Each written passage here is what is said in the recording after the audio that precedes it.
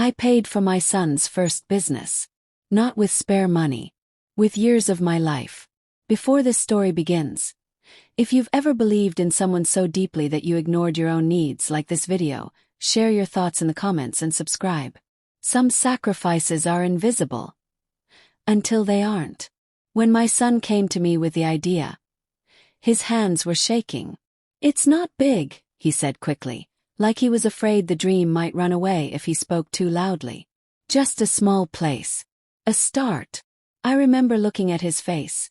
The same face I used to wash when he was little. The same eyes that used to search for me in crowded rooms. "How much?" I asked. He hesitated, then told me. The number sat between us like a weight. I didn't have that money lying around. I didn't even have half. But I nodded anyway. "We'll figure it out," I said. That sentence has followed me my whole life. I figured it out the way parents do. I sold things I didn't talk about. I worked longer hours. I delayed rest, comfort, and plans that only existed quietly in my mind. When the papers were signed, the business wasn't in my name. It was in his. That felt right at the time. I didn't want control. I wanted him to stand on his own. Opening day was months away, but I was already imagining it. Not a speech. Not applause. Just standing in the corner, watching him unlock the door of something he built. Something we built. As the day got closer, his calls became shorter. "Busy," he said. "Stressed." Understood. Then one afternoon while scrolling through my phone I saw it. Post. A photo of the storefront, balloons tied to the door. The caption read, "Grand opening tomorrow. Family and friends welcome." I read it twice. Then a third time. "Tomorrow." No message. No invitation. Not even a courtesy call. I checked my phone history just to be sure. Nothing. I sat there longer than I should have, staring at the screen, wondering how a dream I had paid for with everything I had didn't include me. That night I didn't sleep. Not because I was angry. Because I was trying to understand when support became background noise. Something useful but not worthy of acknowledgement.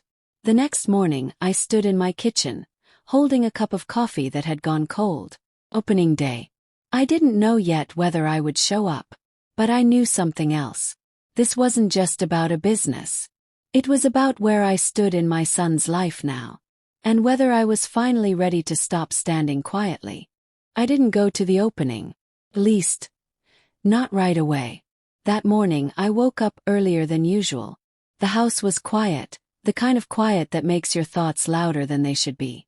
I stood at the sink, watching the sun climb slowly through the window, and tried to convince myself that this was just a misunderstanding. People get busy. Young people forget things. Maybe he assumed I already knew. That's what parents do best. Explain away pain before it has a chance to settle. I checked my phone again. Still nothing. No message saying, "Mom, I hope you can make it." No call asking, "Are you coming?" Just silence.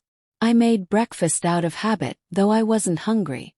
Toast burned in the toaster while my mind replayed the same question over and over. How do you forget the person who made it possible? The money wasn't even the hardest part. Money can be replaced. What I gave him was belief. When banks said no, I said yes. When others laughed at the idea, I listened seriously. When he doubted himself, I reminded him who he was. I remembered the night he came home defeated, saying a potential partner had backed out. "Maybe this is a sign," he said. I shook my head. "No," I told him. "It's just a test." I passed that test by standing firm when everything in me was tired. Now, on opening day I felt like the test had shifted. And I didn't know the rules anymore. Around noon, my neighbor knocked on the door. She had heard about the business through someone else. "Are you excited?" she asked brightly. "Big day, right?" I smiled automatically. "Yes," I said. "Very." She chatted for a few minutes, then left. The smile faded the moment the door closed. I sat down and finally allowed myself to feel it. Not anger, but a quiet grief. Not being invited hurts differently when you didn't expect a seat of honor. I never wanted a ribbon to cut. I never wanted a microphone. I just wanted acknowledgement. As the afternoon stretched on, I started to get ready anyway. Not for the opening but for myself. I put on a simple outfit. Nothing dramatic. Nothing attention-seeking.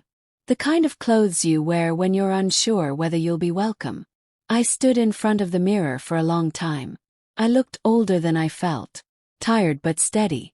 This is who you are now, I told myself. Don't shrink. By late afternoon my phone buzzed. A message from my son. Busy day. Hope you're okay. That was it. No mention of the opening. No apology. Just a sentence that felt carefully neutral. Something inside me shifted. Not snap. Not exploded. Shifted. I realized then that silence isn't always accidental. Sometimes it's a choice. I replied simply. I'm fine. Wishing you well today. He didn't respond. Evening came. I drove past the location once. Not close enough to stop, just close enough to see the lights. Cars filled the parking lot. People laughed outside. Someone had music playing. It looked successful. And strangely, that didn't hurt as much as I thought it would. What hurt was knowing I had been part of every unseen step, and none of the visible ones. I parked a block away and sat in the car.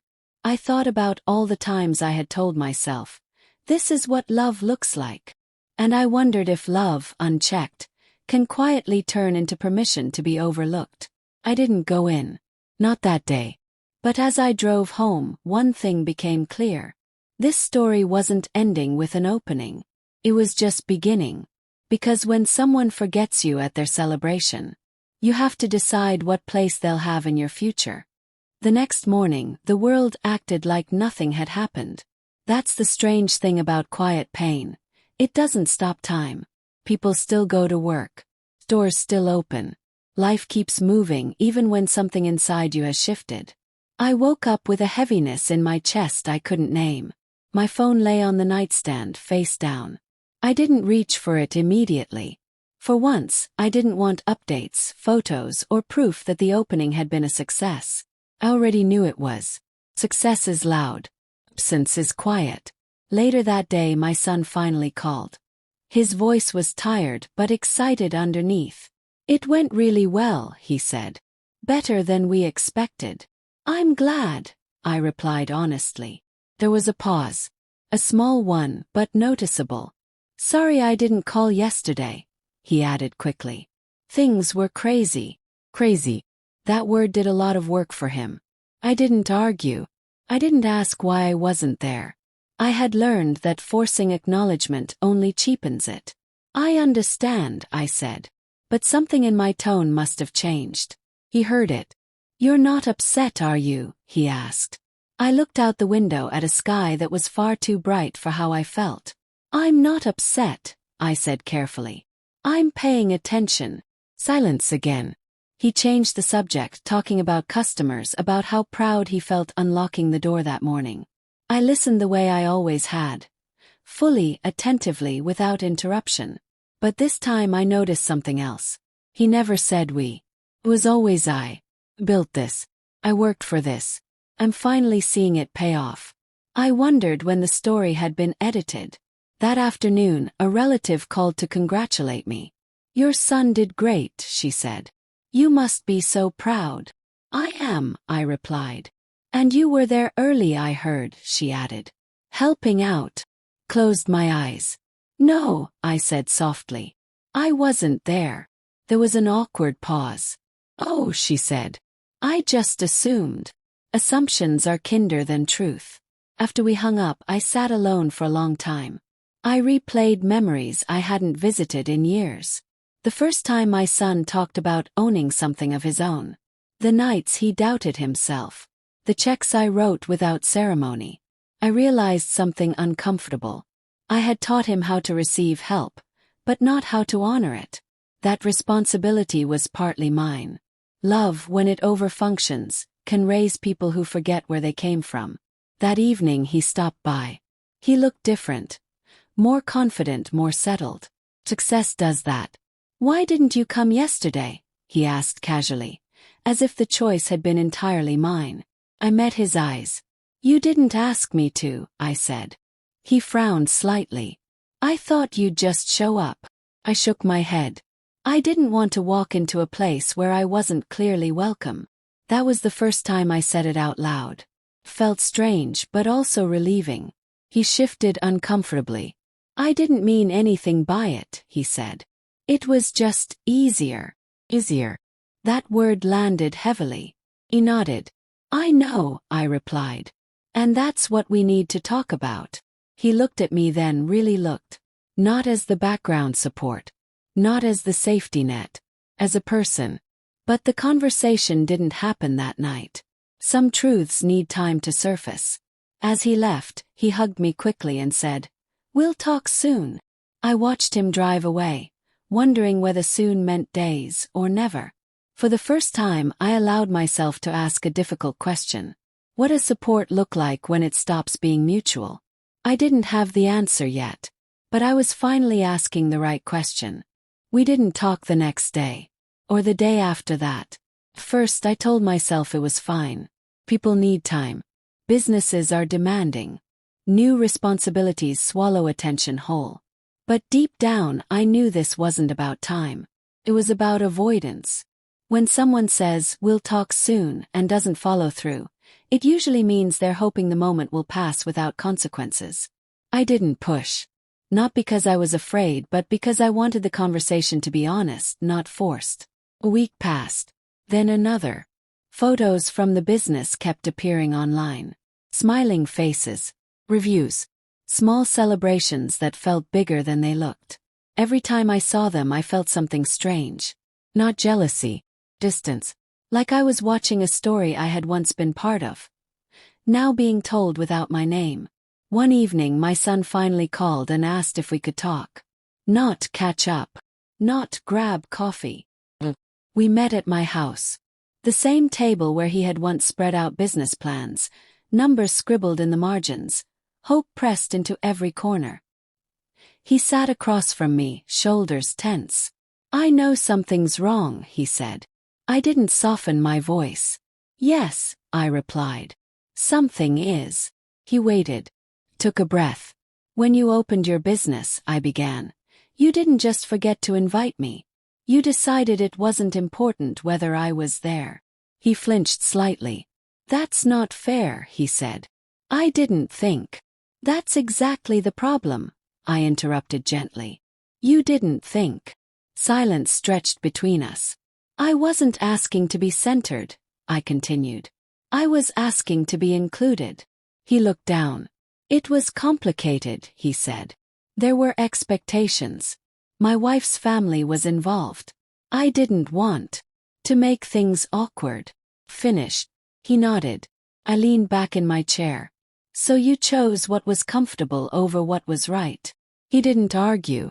That told me everything. "I need you to understand something," I said slowly. "Support doesn't mean disappearing when recognition arrives. It doesn't mean being useful only behind the scenes." He rubbed his hands together nervously. "I never meant to hurt you," he said. "I know," I replied. "But intention doesn't erase impact." That was another boundary. One I had never set before. I told him then. Not emotionally, not accusingly. Exactly what I had given. Not numbers.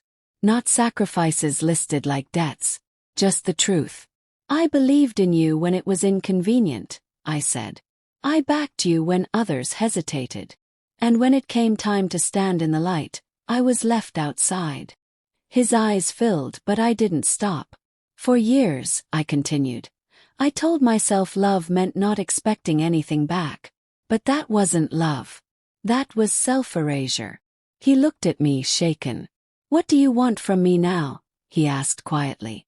Thought carefully. "I want respect that doesn't depend on who's watching," I said. "I want acknowledgement that isn't delayed until guilt sets in. And I want honesty, even when it's uncomfortable." He nodded slowly. "I can do that," he said. "I hope so," I replied. "Because I won't accept less anymore." That was the moment something shifted. Not in him. Me. After he left, I sat alone and felt a surprising calm. No victory. No relief. Just steadiness. For the first time, I hadn't minimized myself to preserve peace. And peace, it turned out, felt better when it didn't require silence. That night I slept deeply. Not because things were resolved, but because I had finally spoken. And sometimes that's the beginning of everything. A few days after our conversation, my son sent me a message. Not a long one. Just a link. It was an article. A local business feature. Photos, quotes, background story. The kind of piece that makes something feel official. Permanent. I opened it slowly. There he was, standing inside the shop. Confident.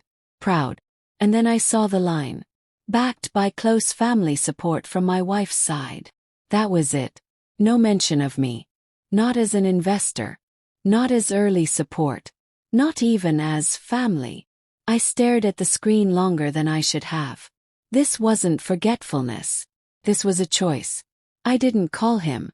I didn't text. I closed my phone and sat with the feeling. Not anger, not sadness, clarity.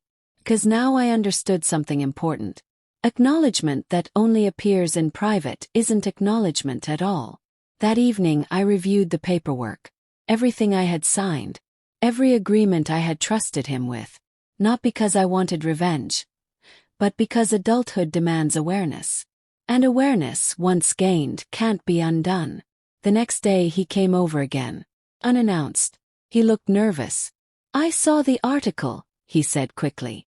Before you say anything. I read it, I replied calmly. He swallowed. I didn't control what they wrote, he said. It wasn't intentional. I didn't raise my voice. I'm not upset about the article, I said. I'm paying attention to the pattern. He looked confused. Continued. When recognition matters publicly, I disappear. When support is needed privately, I'm suddenly essential. That's not true, he protested weakly. I leaned forward. Then say my name out loud, I said.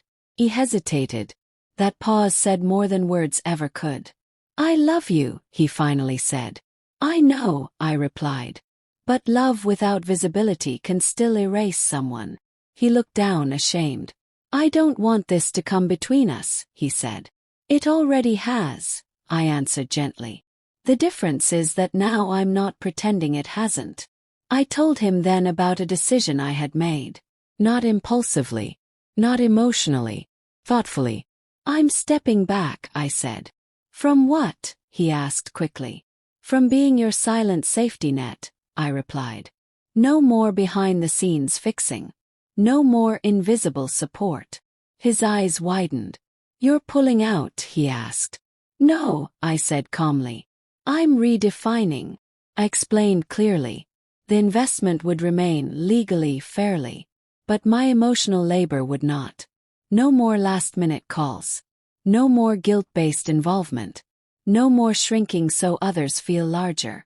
I need space to exist as more than a resource, I said. He looked shaken. I didn't realize, he whispered. That's the problem, I said softly. You didn't have to realize. I kept absorbing the cost. He nodded slowly.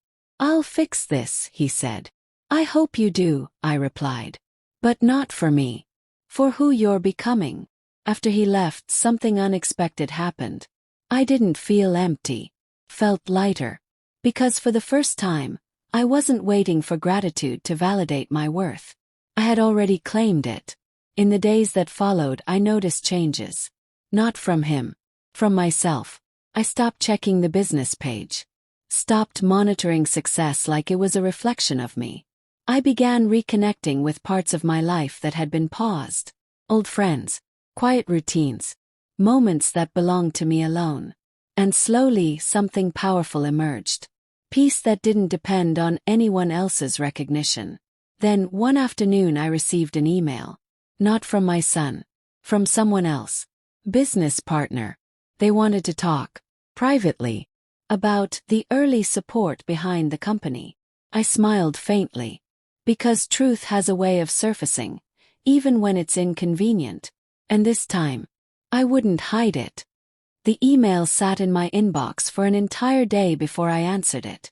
Not because I was afraid, but because I wanted to respond as the woman I had become, not the one I used to be. The message was polite. Too polite.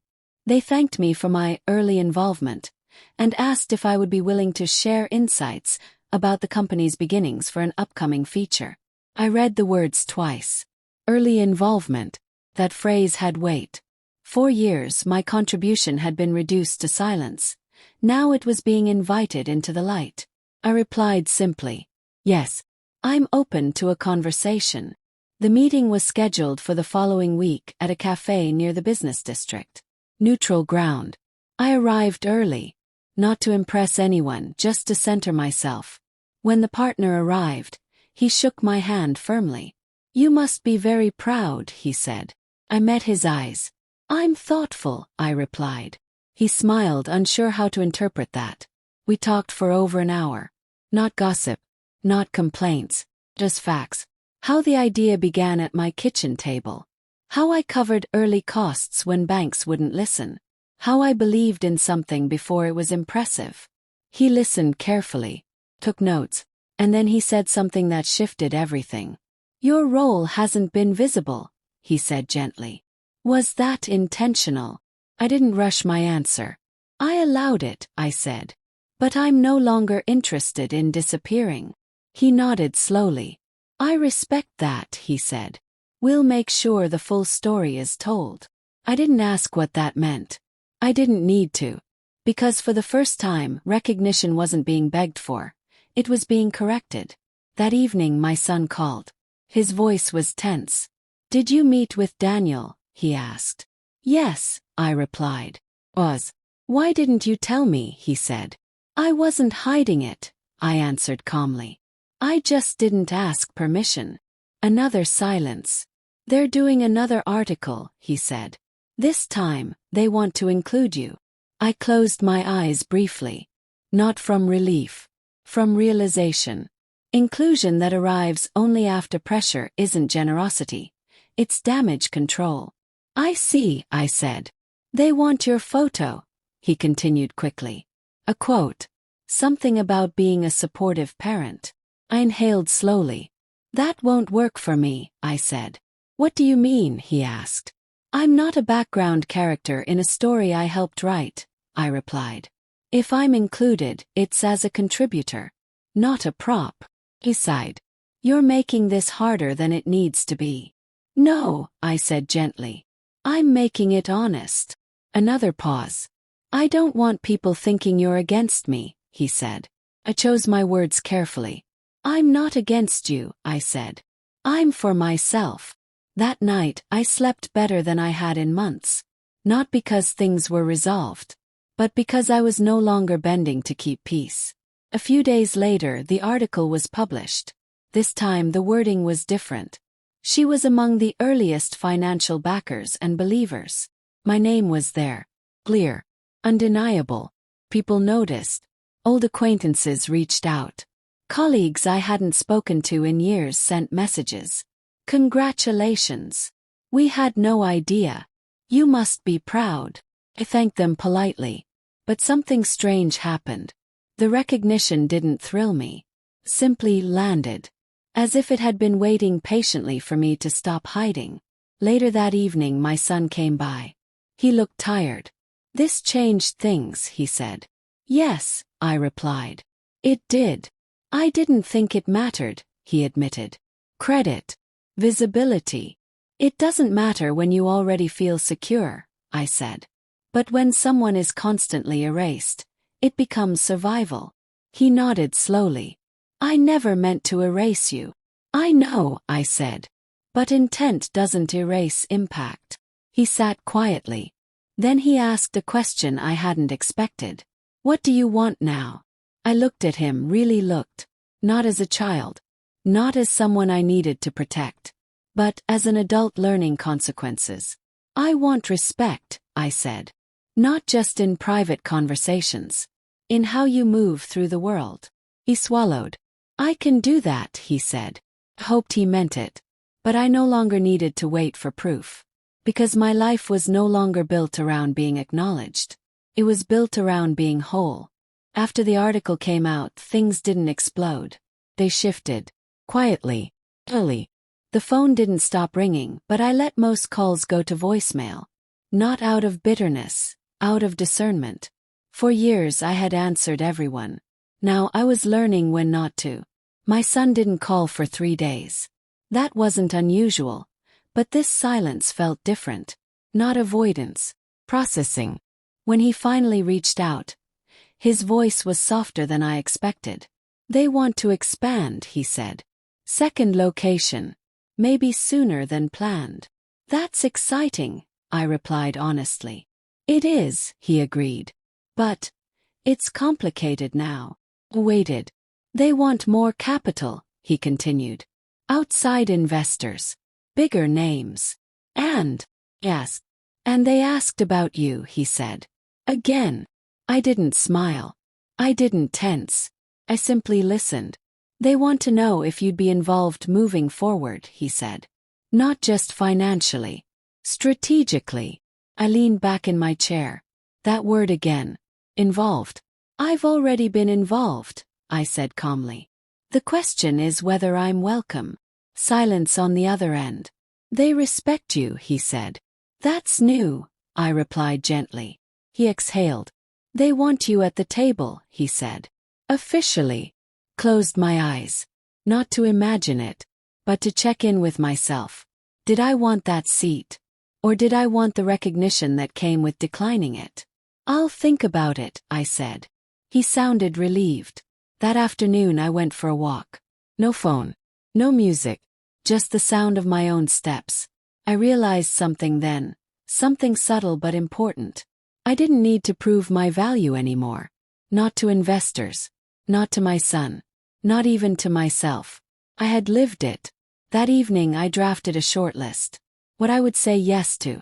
What I would say no to. It wasn't about control. It was about boundaries. 2 days later I agreed to attend one meeting. Just one. The room was polished. Glass walls. Strong coffee. I sat at the table without introducing myself. They already knew who I was. The conversation flowed around projections, growth models, timelines. Then someone turned to me. What would you do differently? He asked. I didn't rush. I'd slow down, I said. A few eyebrows lifted. Why? He asked. Because the business is growing faster than the trust around it, I said. And when that breaks, it's expensive to fix. The room went quiet. Not uncomfortable. Respectful. My son watched me, really watched me, for the first time in years. After the meeting, one of the investors pulled me aside. You're sharp, she said. Why haven't you been more visible? Smiled. Because I didn't need to be, I replied. Until now. That night my son came over again. He didn't sit right away. He paced. I didn't know you were like that in a room, he said. I raised an eyebrow slightly. Like what? Grounded, he said. People listened. He nodded. They always have, I said softly. I just stopped speaking for a while. He swallowed. I think I took that for granted, he admitted. I looked at him. Not with blame. Not with pride. With truth. Gratitude isn't something you feel, I said. It's something you practice. He sat down then. I'm trying, he said. I can see that, I replied. Later when he left I realized something else. This wasn't about a business opening. Or money. Or even acknowledgement. It was about rewriting a pattern. One where love was proven through sacrifice. Instead of mutual respect. I didn't know how the story would end. But I knew how it would continue. With me standing exactly where I belonged. Not behind the scenes. Not in the shadows. But fully present. The invitation came on a Monday morning. An official one. Letterhead. Carefully chosen words. No room for misunderstanding. They were hosting an opening event for the new location. Media. Partners. Community leaders. And this time my name was on the list. Not as an afterthought. Not as support. But as an early investor and founding contributor. I set the letter down and stared out the window. For years I had imagined moments like this. Standing quietly at the back. Watching my son succeed. Pride without presence. But now that presence was being offered, I wasn't sure how it would feel. My son called later that day. "They're really pushing for you to attend," he said. "It would mean a lot." "To whom?" asked gently. There was a pause. "To me," he said finally. That answer mattered. "I'll come," I said. "But I won't be hidden." "I wouldn't do that again," he replied quickly. I believed he meant it. But belief and trust are different muscles. The days leading up to the event were strangely quiet. No arguments, no apologies, just a careful distance, as if we were both afraid to disrupt something fragile. The morning of the opening, I dressed slowly, not extravagantly, intentionally, clothes that felt like me, not a role I was stepping into. When I arrived, the place was already buzzing. Cameras, handshakes, smiles practiced for public memory. I stayed near the entrance, observing. That's when I noticed it. The signage, my son's name, the partners' names, and then, smaller but unmistakable, mine. Something inside me loosened. No joy, relief. Because acknowledgement doesn't inflate you. Lets you exhale. My son spotted me across the room. For a moment he looked like a child again. Nervous, hopeful. He came over. "You look great," he said. "So do you," I replied. A photographer approached. "Quick photo?" she asked. My son hesitated just a fraction. Then he nodded. We stood side by side. No script. No pretending. Just two people connected by history. Complicated but real. Afterward he pulled me aside. "I was scared," he admitted. "That you'd say something sharp." I smiled slightly. "I don't need to be sharp," I said. "The truth is already enough." Later during the speeches, something unexpected happened. One of the partners stepped forward. "And before we close," he said, "we'd like to recognize someone whose belief made this possible long before the numbers did." I felt my stomach tighten. He said my name. The applause wasn't loud. It was steady, genuine. I walked to the front slowly. I didn't prepare remarks. I didn't need to. "I'm proud of what's been built here," I said. "But more than that, I'm proud of growth, the kind you don't put on a balance sheet." I looked at my son. "Success means nothing if you forget who stood with you when no one else did." The room was quiet. Not awkward. Listening. "I didn't fund a business," I continued. "I believed in a person. That belief didn't disappear when I wasn't visible." I stepped back. No flourish. No demand. Just truth placed gently in the room. After the event, people approached me differently. Not politely. Respectfully. My son walked me to my car. "I didn't realize how much that meant," he said. I unlocked the door. "Neither did I replied honestly. As I drove home, I thought about how long I had waited for that moment. And how surprising it was to realize. It didn't define me. Simply aligned things. The recognition didn't heal everything. But it opened a door. And sometimes that's enough to change the way a story ends. After the opening, life didn't suddenly become perfect. It became clearer. The noise faded first. No more calls from strangers. No more congratulatory messages. Just space. And in that space, questions began to surface. Not about the business. About me. For years, my identity had been stitched into other people's success. Parent. Supporter. A silent backer. Now that I had stepped into the light, I had to decide. Was I staying there or stepping back by choice? My son called one evening, hesitant again. "They want to formalize your role," he said. "Advisory board. Equity acknowledgement."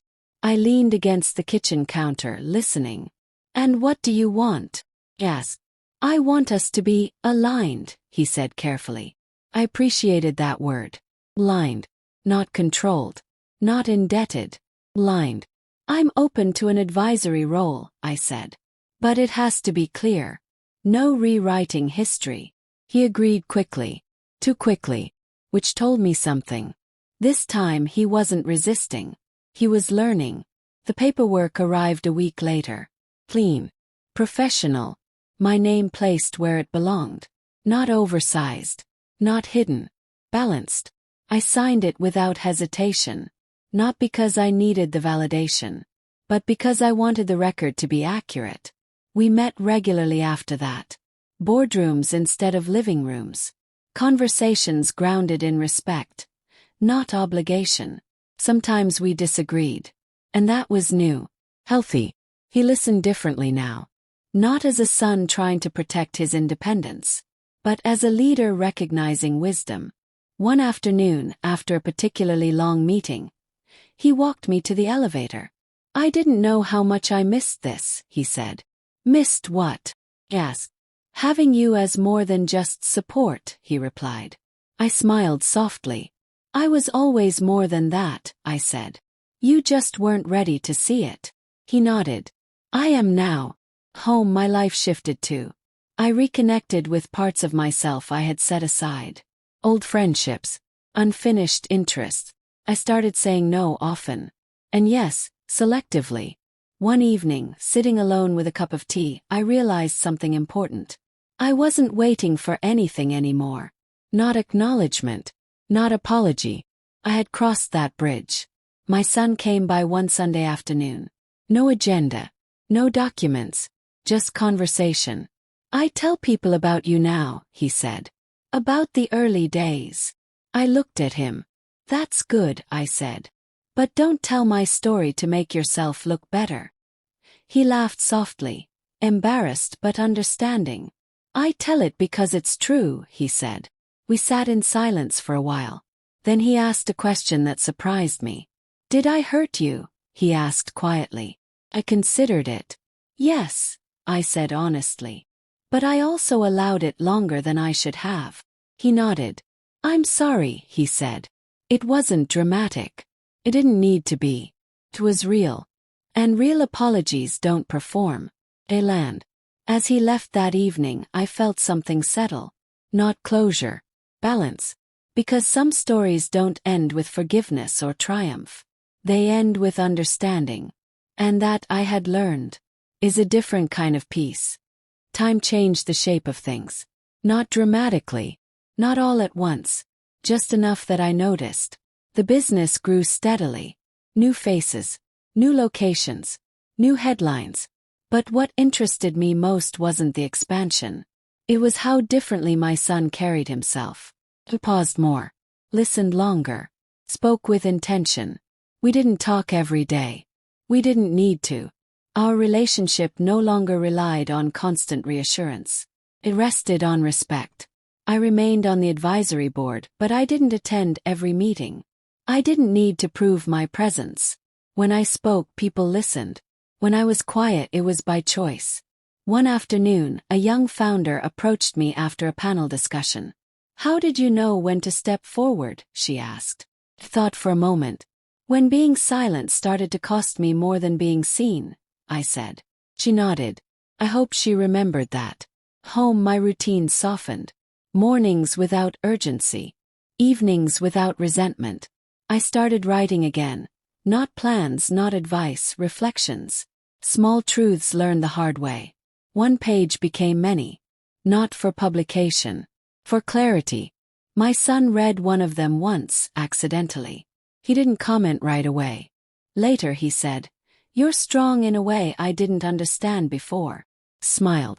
Strength doesn't announce itself, I said. It waits. The last time we spoke about the past, it was brief. I should have invited you to that opening, he said. You should have wanted to, I replied gently. He nodded. And we didn't revisit it. Some lessons don't need repetition. Months later, I attended another opening. A different city. This time there was no hesitation. No awkward introductions. Just acknowledgement given freely. As the evening wound down, my son stood beside me. I don't feel like I'm carrying this alone anymore, he said. You never were, I replied.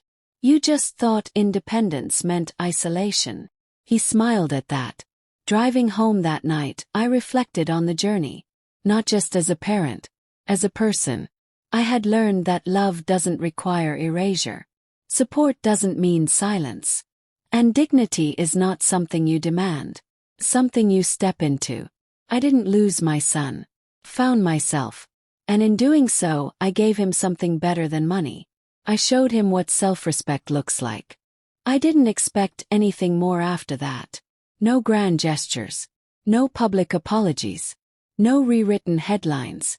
Life moved forward the way it always does. Quietly, one ordinary day at a time. And that was enough. One morning months later, I received a message from someone I didn't recognize. She said she'd watched an interview my son had done. Not the business kind. Personal one. He talked about you, she wrote. Not as a sponsor. Not as a safety net. As someone who taught him how to stand. I didn't watch the interview right away. I let the message sit. Because I had learned something important. Recognition means more when you're no longer waiting for it. When I finally did watch it, I noticed what he didn't say. He didn't dramatize the past. He didn't minimize it either. He spoke plainly. About early mornings, late nights, belief when belief wasn't profitable. And then he said something that surprised me. I didn't invite her to the opening, he said. And that was my mistake. Not because she funded the business, but because she was part of its foundation. Closed the laptop. Not because it hurt, but because it didn't. That was how I knew the wound had healed. Not erased. Integrated. Later that week we met for lunch. No agenda. No business. Just food and conversation. At one point he looked at me and said, I hope I'm the kind of leader who doesn't forget where he came from. I smiled gently. You will, I said. As long as you remember who walked with you before anyone was watching. He nodded. There was no heaviness in that moment. Only clarity. I've been asked since then if I regret anything. The money. The silence. Patience. The truth is, regret implies waste. And nothing I gave was wasted. Taught me where my limits were. Where my voice mattered. Where love ends and self-respect begins. I don't measure my life by how much credit I receive now. I measure it by how whole I feel. By how easily I say no. By how confidently I say yes. By how little I shrink to make others comfortable. I didn't lose my place in my son's life. I reclaimed my place in my own. And that, I've learned, is the quiet victory most people never talk about.